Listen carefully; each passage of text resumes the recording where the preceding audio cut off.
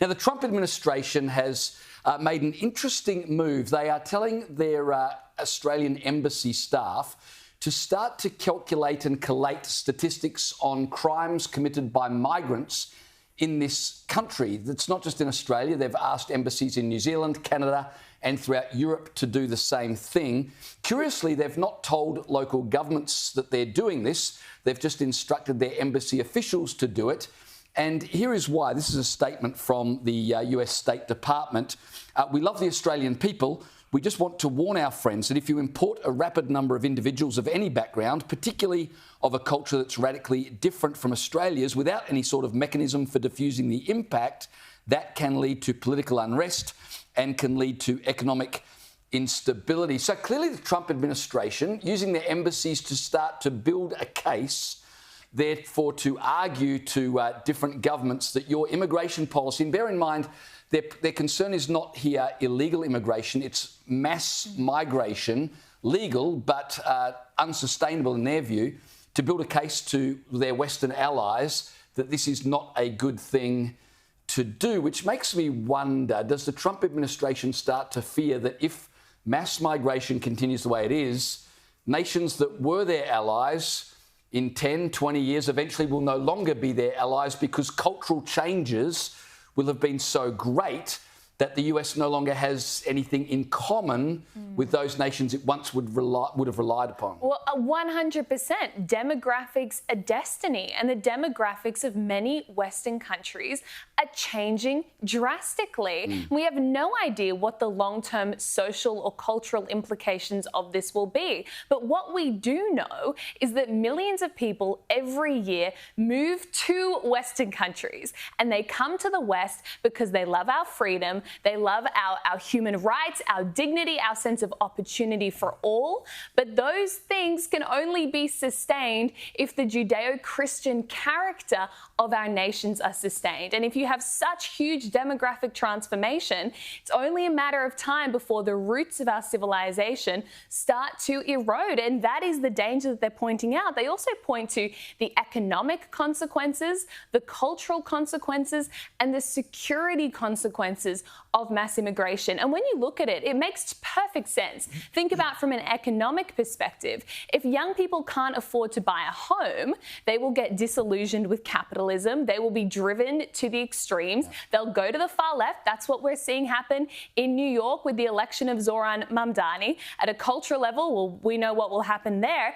And security-wise, if there is no sense of nationhood or citizenship, who's going to join the army? Who's going to volunteer to die for their neighbour that they feel zero connection to? Mass immigration is a huge threat to our way of life, and I'm glad that the State Department's actually looking into this and putting some pressure on our governments. And I mean, it's hard to get upset about the US doing this. As you know, it's like, oh, can you believe that the US, they're basically spying on their allies?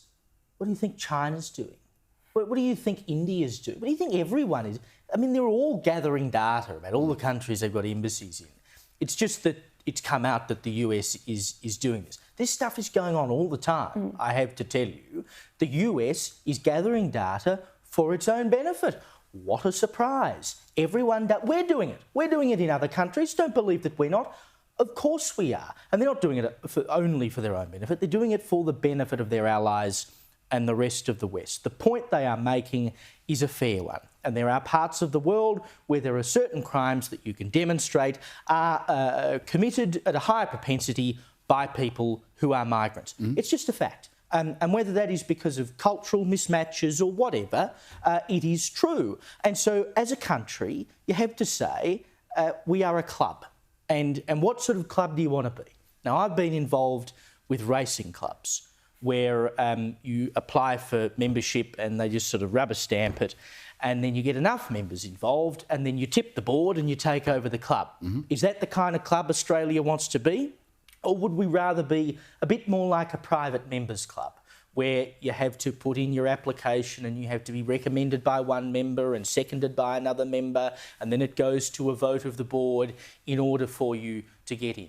because that is very simply what we are talking about. Do you want to be a country that at some point could be completely flipped on its head because someone else has stacked the board and they take over? Or do you want to be a country that sticks to a constitution, as it were, that you have set up, a set of values and a culture that you all stand by? I mean, of course, this is what John Howard used to talk about, a multi-ethnic, not a multicultural society. And that's not to say that there are not elements of other cultures that can come with other people and help us. But it's also not wrong to say that there are elements of other cultures that we don't want. That's completely fair. Well, what you're saying is fascinating in light of a response from a unnamed Australian government spokesperson who told the Sydney Morning Herald in response to questions about the US administration collecting data on migrant crime. Here's what was said by the Australian government spokesperson. Australia is a pluralist nation. We welcome different races, religions and views, united by respect for each other's humanity and for each other's right to live in peace. Now, on the one hand, I don't disagree with any of that, but on the other, it seems to be they're saying that's basically Australia is two things. We believe in each other's humanity and peace, which is a little bit like listening to a beauty queen for advice on what it means to be Australian. John Lennon and Yoko Ono. That's as weak as dishwater. Yeah. If that's what a government spokesperson says it means to be Australian, we believe in humanity and peace.